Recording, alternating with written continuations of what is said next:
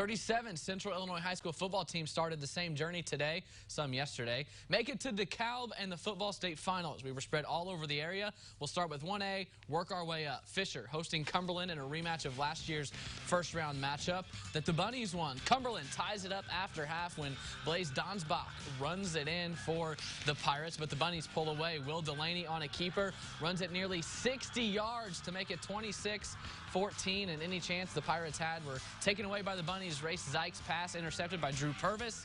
Breaks the tackle and takes it the other way. Bunnies able to hold on. 26-14 is the final in this one. The 2 seed in 1A, Argenta Orienta hosting North Green. Second half action, Mikhail Stanley takes the handoff, finds one hole, and he is gone. Turns on the burners for a long touchdown run. On the ensuing Spartans drive, Braxton Ullery comes up with the INT. AO pitches a shutout, 42-0 over North Green. Salt Fork sneaks into the playoffs. A tough first-round test, though, at Camp Point Central. Big run here for Salt Fork, gets them in plus territory, but this one, the day belonged to Brandon Rossmiller. Touchdown here, 3 touchdowns on the day, 167 yards on the ground as Camp Point Central wins it 40-7. Turks with a chance here on 4th down for Tremont at Watsika. They go for the pass, but Connor Curry with a big play to end their drive, so they get the ball back going the other way. Jamison Culver takes the handoff, bounces it out to the left side, able to take it down the sideline all the way to the house for an early Warriors score. Watsika goes on to win this one 19-8 to advance. In the second, Falcons with the lead. This is GCMS and Rushville. Cade Elliott avoids the sack, finds Nick Kohler down the field, sets them up to keep the drive going. Then Aiden Lawfrey on the carry with the cast on the right hand. He's breaking tackles, and he's going to go all the way to the house to give the Falcons a 35-point lead at half. They pitch a shutout, 48-0 GCMS over Rushville. Also in 2A, Maroa Forsyth welcoming Cesar Valier from Southern Illinois. Second half, Wade Jostis. Inside screen to Xavier Getz. That gets them down inside the 10-yard line. And from there, Jostis says, I'm going to do the rest myself. Right up the middle, absolutely untouched. Another shutout, 41-0. Maroa Forsyth moves on. Still in 2A, St. Teresa also hosting a Southern Illinois school, the Foxes of Hamilton County. Jack Hogan rolling out to his right, finds Jacob Bryles, a nice catch before he's pushed out of bounds. Then Hogan again on the same drive, drops back, this time finding Michael Less for the score, and St. Teresa goes on to win big, 52-7.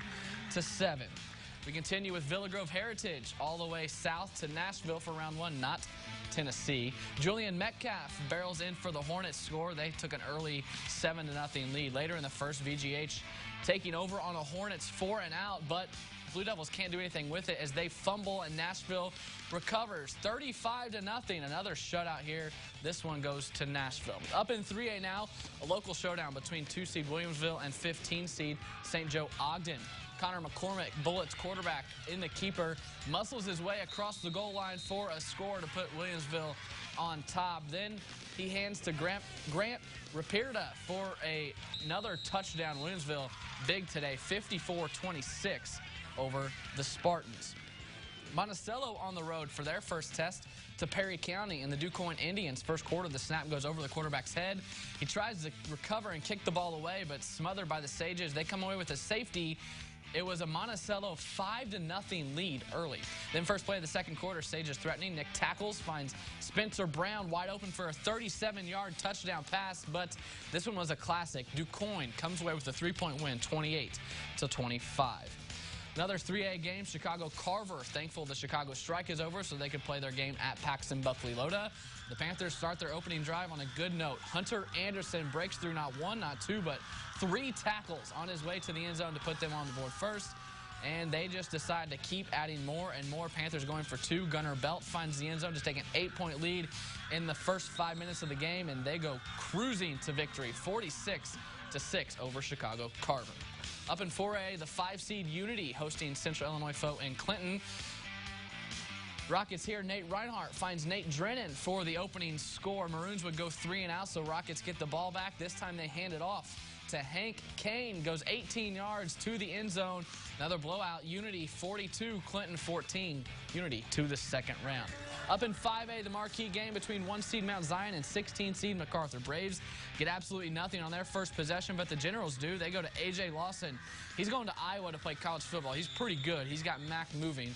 Then Deion Jackson takes the snap, rolls out to his right, throws across his body to a wide-open Eric Livingston. This one went down to the wire, actually went to overtime. MacArthur failed two-point attempt, gives Mount Zion a 31-30 victory. And we finished tonight in Chatham and 6A. Danville making the long trip to Glenwood. Luke Lennon gets Glenwood on the board with a QB keeper around the left side, but Danville answers in the form of Devin Miles from short yardage. It was a close one early, but Glenwood pulls away late for a 56-20 victory.